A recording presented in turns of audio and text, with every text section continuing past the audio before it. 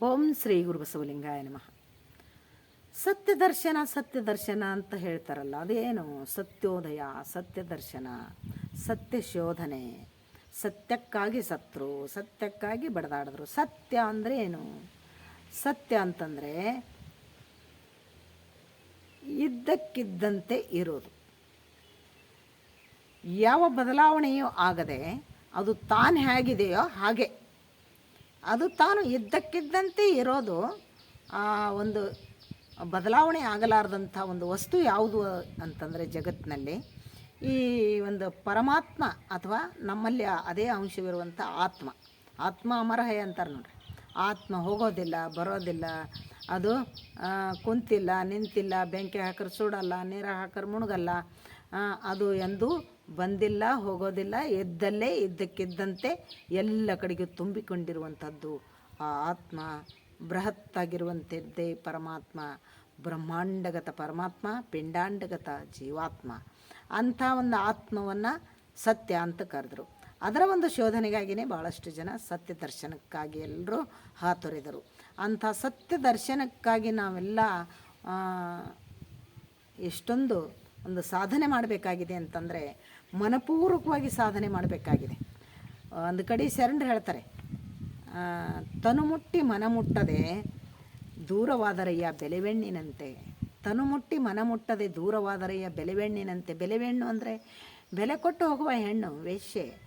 ಅಂಥ ವೇಶ್ಯೆ ತನು ಮುಟ್ಟಿ ಅಪ್ಪತಾಳ ಹೊರತಾಗಿ ಮನ ಮುಟ್ಟಿ ಆಕೆ ಏನೂ ಕೆಲಸ ಮಾಡೋದಿಲ್ಲ. ಅದಕ್ಕೆ ತನು ಮುಟ್ಟಿ ಮನ ಮುಟ್ಟದೆ ದೂರವಾದರೆಯ ಬೆಲೆವೆಣ್ಣಿನಂತೆ ಸೂಳೆ ತನು ಮುಟ್ಟಿ ಅಪ್ಪೋಳಲ್ಲದೆ ಮನ ಮುಟ್ಟಿ ಅಪ್ಪಳಾಗಿ ಆಚಾರವರಿಯದ ಅರೆಮರುಳುಗಳು. ನೋಡ್ರಿ, ಈ ಬರೀ ನಾನು ಇದೀಗ ಹೇಳಿದ್ನಲ್ಲ, ಬರೀ ಗ್ರಂಥ ಅಧ್ಯಯನ, ಹೊರಗಿನ ಸಾಧನೆ, ಏನೇನು ಜಪ ತಪ, ಏನೇನೋ ಮಾಡ್ತಾ ನಾವು ಕಾಲ ಕಳಿತೀವಲ್ಲ, ಇದು ಬರೀ ಹೊರಗೆ ಒಂದು ತನುಮುಟ್ಟಿ ಮಾಡುವಂಥ ಕಾರ್ಯಗಳೇ ಹೊರತಾಗಿ ಮನಮುಟ್ಟಿ ಮಾಡುವಂಥದ್ದಲ್ಲ. ಅದಕ್ಕೆ ಆ ಸೂಳೆ ಮಾಡುವಂತೆ ಮೇಲೆ ಆಗ್ತದೆ ಅಂತ ಹೇಳ್ತಾರೆ ಅವರು. ಅದಕ್ಕೆ ಹಾಗೆಯೇ ನಾವು ಕೂಡ ಹಾಗೆ ಮಾಡಿದ್ರೆ ಏನಾಗ್ತದೆ? ಆಚಾರ ಹೊರಿಯದ ಅರೆಮರುಳುಗಳು ಶಿವಸುಖವನ್ನು ಅವರೆತ್ತಬಲ್ಲರು ಕೂಡಲ ಚೆನ್ನ ಸಂಗಮ ದೇವ ಅಂತ ಚನ್ನಬಸವಣ್ಣವ್ರು ಹೇಳ್ತಾರೆ ನೋಡ್ರಿ.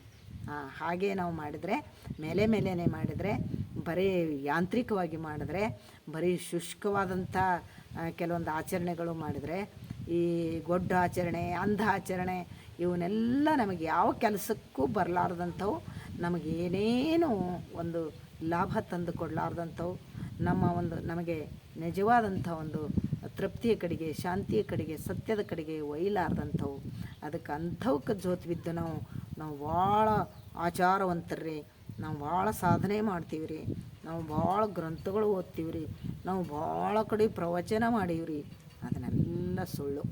ಅದು ಒಳಗಿಳಿದು ಸತ್ಯ ದರ್ಶನ ಮಾಡಿಕೊಳ್ಬೇಕು. ಸತ್ಯ ದರ್ಶನ ಅಂದರೆ ಏನು ಅಂತಲೇ ನಾನು ನಿಮಗೆ ಹೇಳ್ತಾ ಇದ್ದೀನಿ. ಸತ್ಯ ಅಂದರೆ ಅದುವೇ ಇರೋ ವಸ್ತು, ಇದ್ದಲ್ಲೇ ಇದ್ದಕ್ಕಿದ್ದಂತೆ ಇರೋದು, ಇದ್ದಕ್ಕಿದ್ದಂಗೆ ಇರೋದೇ ಸತ್ಯ. ಅದು ಒಂದು ಬಂಗಾರಕ್ಕೆ ಹಿತಾಳೆ ಗೆಲಿಟ್ ಕೊಟ್ಟಿರ್ತಾರೆ ನೋಡ್ರಿ, ಆಗ ನಮಗೆ ನೋಡಿದಾಗ ಬಂಗಾರ ಅಂತ ಅನ್ನಿಸ್ತದೆ. ಆದರೆ ಅದು ಸುಳ್ಳು, ಮೇಲಿನ ಹೊದಿಕೆ ಅದು ಸುಳ್ಳು. ಅದು ಅಕ್ಸಾಲಿಗೆ ಹೋದ ಬಳಿಕ ಅವನು ತೊಳೆದು ಅದಕ್ಕೆ ಕ್ಲೀನ್ ಮಾಡಿ ಬಂಗಾರವನ್ನು ತೋರಿಸ್ತಾನೆ ನೋಡ್ರಿ. ನಿಜವಾದಂಥ ಬಂಗಾರ ಏನಿದೆ ಅದು ಬದಲಾವಣೆ ಆಗೋದಿಲ್ಲ, ಅದು ಸತ್ಯ. ಹಾಗೆಯೇ ನಾವು ಸುಮ್ಮನೆ ಮೇಲೆ ಗಿರೀಟ್ ಹಚ್ಕೊಂಡು ತಿರುಗಾಡ್ತೀವಿ, ನಮ್ಮ ಕವಾಡ ಹಾಕ್ಕೊಂಡು ತಿರುಗಾಡ್ತೀವಿ, ನಾವು ಏನೇನೋ ಒಂದು ಸುಳ್ಳು ಹೇಳ್ಕೊಂಡು ತಿರುಗಾಡ್ತೀವಿ. ಅದು ಎಲ್ಲವೂ ಕೂಡ ಆತ್ಮದ ಕಡೆಗೆ ಒಯ್ಯಲಿಕ್ಕೆ ಅಡ್ಡಿ ಆಗ್ತದೆ. ಸತ್ಯ ದರ್ಶನ ಕಡೆಗೆ ಅದು ಒಯ್ಯೋದಿಲ್ಲ. ನಮ್ಮದು ಈ ಗೋಡಿ ಗುಲಾಬಿ ಜೀವನ. ಅದಕ್ಕಂಥದ್ದನ್ನೆಲ್ಲ ಬಿಟ್ಟು ಒಂದು ನಿರ್ಮಲ ಮನಸ್ಸಿನಿಂದ, ನಿಶ್ಚಲತೆಯಿಂದ, ಸಹಜ ಸ್ಥಿತಿಯಲ್ಲಿ ನಿಂತು ಪ್ರಾಮಾಣಿಕತೆಯಿಂದ ಸತ್ಯ ದರ್ಶನದ ಕಡೆಗೆ ನಾವೆಲ್ಲ ಒಂದು 5 ನಿಮಿಷರೇ ನಾವು ಪ್ರಾಮಾಣಿಕರಾಗಿ, ನಿಶ್ಚಿಂತವಾಗಿ, ನಿಶ್ಚಲವಾಗಿ, ನಿರ್ಮಲವಾಗಿ ಒಂದು 5 ನಿಮಿಷ ಕೂಡ್ಲಿಕ್ಕೆ ಕಲಿಯೋಣ ನೋಡ. ಬೇಡ 2 ನಿಮಿಷ ಅಷ್ಟು ನಾವು ಆ ಸತ್ಯ ದರ್ಶನಕ್ಕಾಗಿ ಧ್ಯಾನ ಮಾಡೋಣ. ಅಂಥ ನಿಜವಾದ ಒಂದು ಸ್ಥಿತಿ ಒಳಗೆ ಅನುಭವಿಸೋಣ.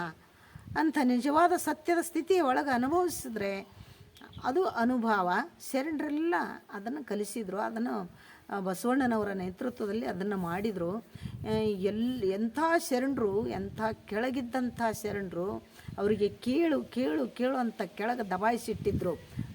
ದೊಡ್ಡವ್ರು ಅನಿಸ್ಕೊಂಡವರು, ಅವರು ಯಾವ ರೀತಿಲಿ ದೊಡ್ಡವರು ಗೊತ್ತಿಲ್ಲ, ಅಂಥ ದೊಡ್ಡವ್ರು ಅನಿಸ್ಕೊಂಡವರು ಇವ್ರಿಗೆಲ್ಲ ಕೆಳಗೆ ಕೆಳಗೆ ಕೆಳಗೆ ಕೆಳಗೆ ಕೆಟ್ಟಿದ್ರು.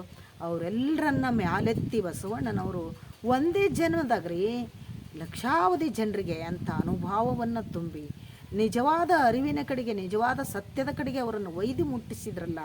ತನ್ನಕ್ಕಿಂತಲೂ ಮೇಲ್ಮಟ್ಟದಲ್ಲಿ ಅವರನ್ನು ಶೂನ್ಯಪೀಠಕ್ಕೆ ಏರಿಸಿ ಕೂಡಿಸಿದ್ರಲ್ಲ.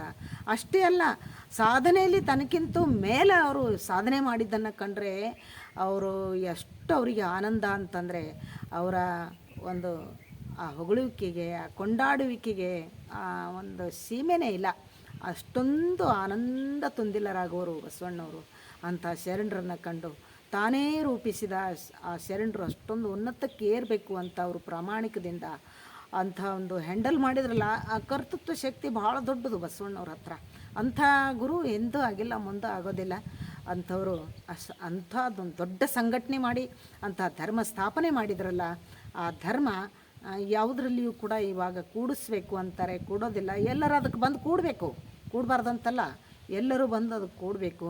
ಅಂಥ ಒಂದು ಪ್ರಾಮಾಣಿಕತೆ ಮೆರಿಬೇಕು, ಎಲ್ಲರೂ ಅಧ್ಯಾತ್ಮದ ಕಡೆಗೆ ಜರುಗಬೇಕು ಅಂಥ ಒಂದು ಹೊಳಪನ್ನು ಎಲ್ಲರೂ ತಗೊಂಡು ನಿಜವಾದ ಸತ್ಯದರ್ಶನ, ಸತ್ಯಾಚರಣೆ ಎಲ್ಲಿ ನಾವು ತೊಡಗಿಸಿಕೊಳ್ಬೇಕು ಅಂತ ಹೇಳ್ತಾ ತಾವೆಲ್ಲ ಕೇಳಿದ್ದಕ್ಕೆ ಧನ್ಯವಾದಗಳು. ಶರಣು ಶರಣಾರ್ಥಿ.